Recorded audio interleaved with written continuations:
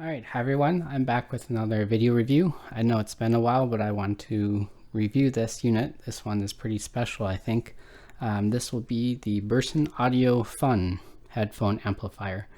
I'm actually not too familiar with headphone amplifiers, so this has been kind of a new experience for me to be able to listen to an amplifier for an extended period and give my thoughts and evaluations on it. So going on to the inputs and outputs, basically the overall design of the Burson Fun here. There's a little dot here. It's hard to see on the camera, but there's a blue LED there. If you have any of those stickers that blocks out some of the light, I'd highly recommend putting those on the hole here, because it basically shines a blue laser across your room at night. It's pretty annoying, but that's what this dot is. Here you have a 6.3 millimeter headphone jack. Here you actually have a microphone input. So if you're a gamer and you have audio that goes through a 3.5 millimeter cable, you can go ahead and plug it into there, and it actually passes through onto the output on the back here. Pretty interesting design. Also on the front of this unit, you have a auxiliary input here. So if you have like an MP3 player or something, or a line output from a DAC, you can put it through here. On here, you have a Alps volume knob. So it's a very smooth operation for this volume knob, so you can get pretty precise control of where the volume is. You do have, because this is an analog volume potentiometer, you do have some channel imbalance on the low regions here, but once you do get past that channel imbalance region, it's still not too loud for sensitive in-ear earphones or headphones, so that's good. Onto the back of the unit, we have RCA inputs here. So if you have a DAC, you can plug in your RCA left and right here. You have an AC adapter. This is a standard barrel plug style input. On here, you actually have a Molex cable adapter. This is meant to be put into a PC case. So this is probably the most unique design choice that I've seen for an amplifier. I'll get into that in a short bit. Over here, you have the power switch. Again, this is the microphone output. And then you have the pass-through or preamp, basically. So this is RCA output into an external amplifier. Speaking of the case, over here, this Burson Fun unit is actually able to be put into a PC case if you have the media bay slots. So if you have like a DVD drive, you can put this in that type of slot. There's a rail mount system here, so you put screws into there. You put screws into the other side here as well. And then this would kind of just slide into your PC case. So this would be facing the outside of the case. When you have that set up, you'll probably use your power supply inside of your PC case to connect the power here. My PC case right now does not have that kind of setup, so I can't actually test that. But I would imagine it's a little bit tricky to try and get the cable management inside the PC case to get, for example, your DAC input into here, and then your headphone would be plugged in here. You would have a microphone input there, which would be routed out to the back. So it's a little bit interesting for how the setup would work here. But that is an option you get with the Burson Fun here. So what else is pretty unique about this is that if you saw on the front panel and the back panel, I actually removed a couple of the screws here. So once you remove the screws, you can actually take the cover off and reveal the inside of the Fun. So the internals have some very quality components in there. As you can see here, you have a lot of these capacitors. These are ELNA capacitors. And you also have MELF resistors, metal electrode leadless phase resistors, which are very high tolerance for deviation. So they are very precise resistors. You also have a discrete power supply up here. So instead of relying on a toroidal transformer for the power supply, they use a bunch of transistors. And so they have a very clean power input. Burson calls this the max current power supply. So this is their version of getting clean power to the rest of the circuit. And that will affect the sound quality, which I will talk about later.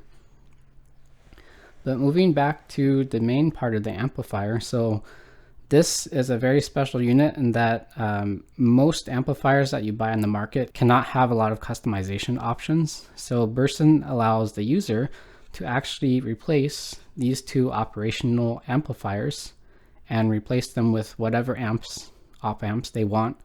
Or you can even buy third-party or Burson audio fully discrete amplifiers themselves.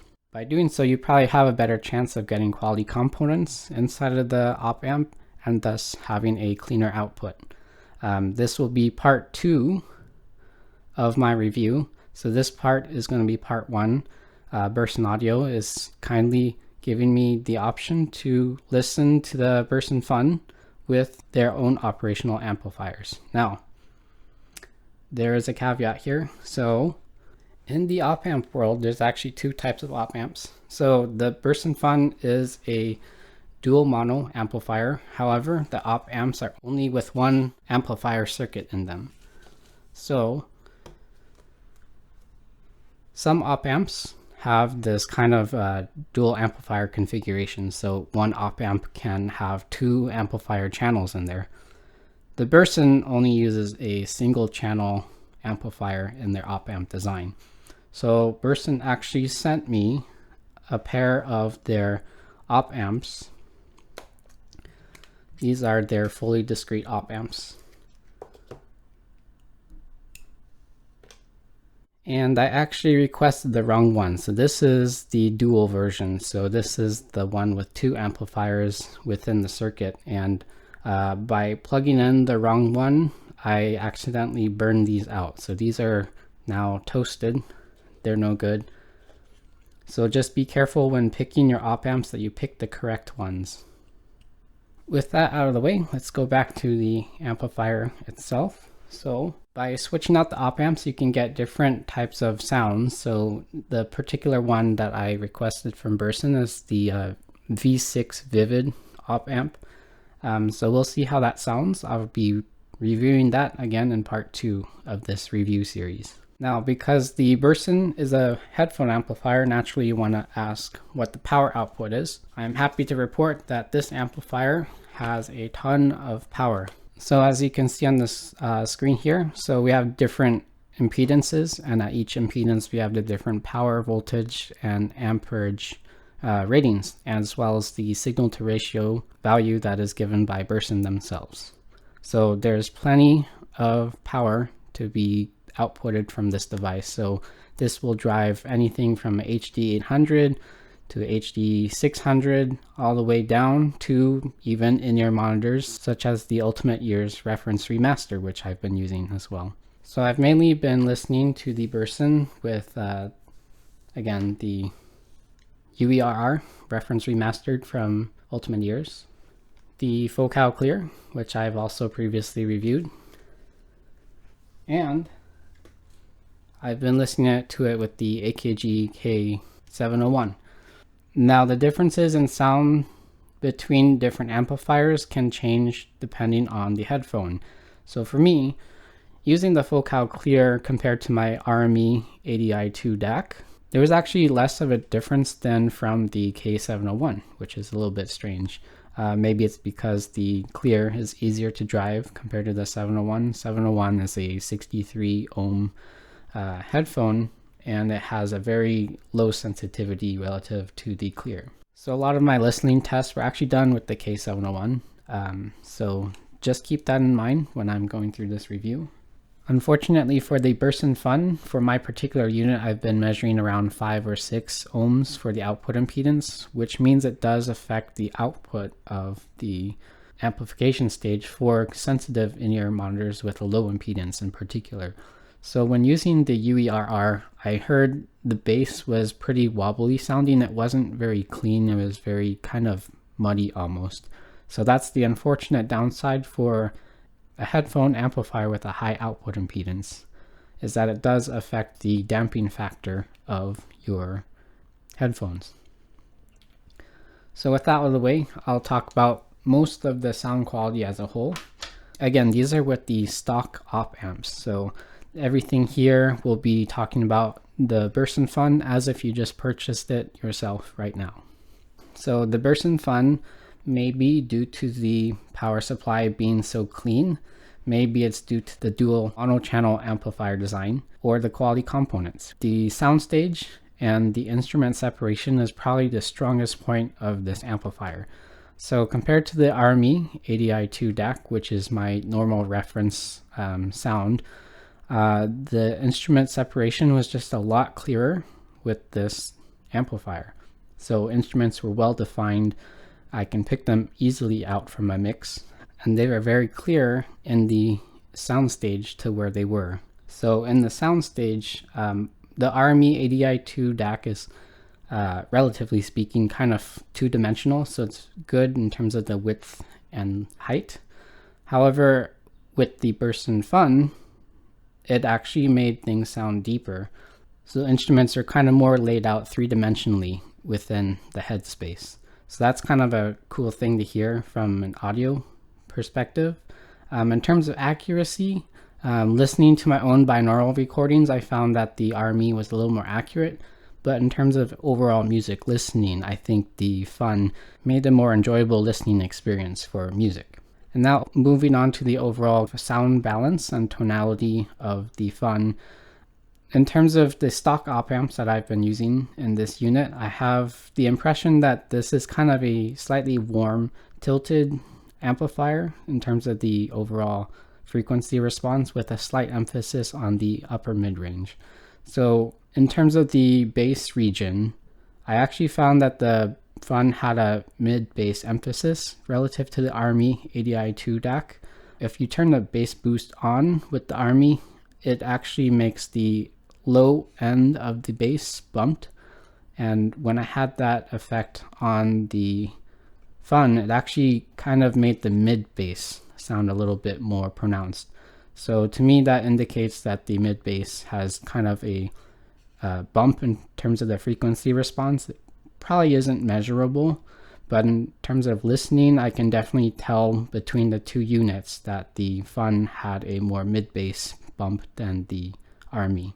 The mid-bass bump is actually good for the lower mid-range region of the frequency response. Lower mid-range to the mid-range is a good transition. Things sound pretty smooth, coherent, very well detailed overall. And then you get to the upper mid-range, which is where I think this kind of starts to sound grainy. So when you get to the upper mid-range for the focal clear, it was a little bit too much for me. So when listening to the Fun with the clear, I got a little bit of a shouty kind of sound.